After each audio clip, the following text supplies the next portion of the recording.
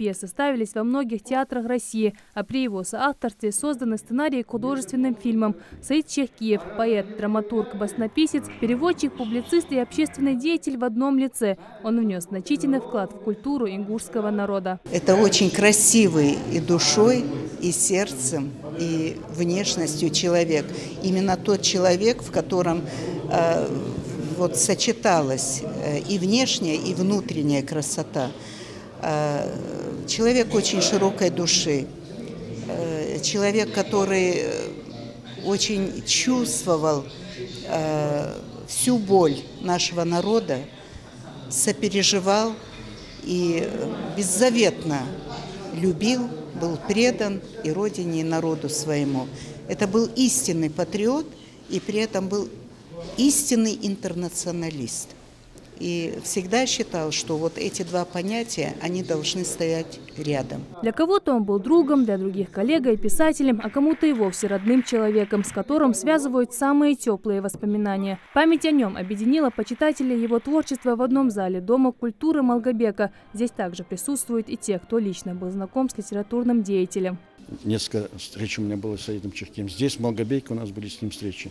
Этот человек был широкой, такой большой души, человек, который сделал очень многое, чтобы об ингушей узнали не только в нашей стране, но, наверное, и за рубежом. Потому что все его произведения, они пропитаны именно судьбой и историей нашего ингушского народа. Он написал мне письмо, это было суждение о моих стихах, и он просил, чтобы я писала, не переставала, не останавливалась на достигнутом. И письмо завершалось такими словами: «С верой в будущего поэта». Вот. Я очень горжусь тем, что я захватила то время, когда он жил, работал. Гости вспоминают Саида Чехкиева как многогранную личность. О его роли и значении для литературы Ингушетии говорили представители творческой интеллигенции. О нем пели песни, а самые маленькие ценители творчества писателя читали его стихи.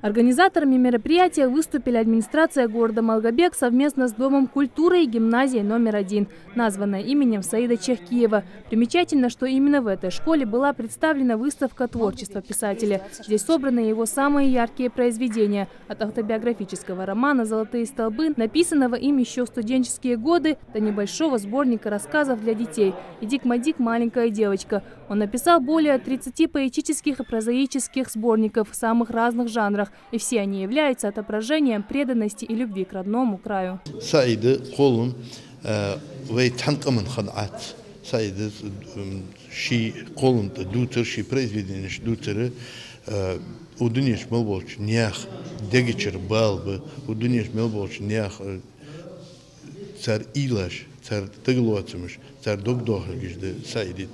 Мало вакыч поэти вакыч писателей.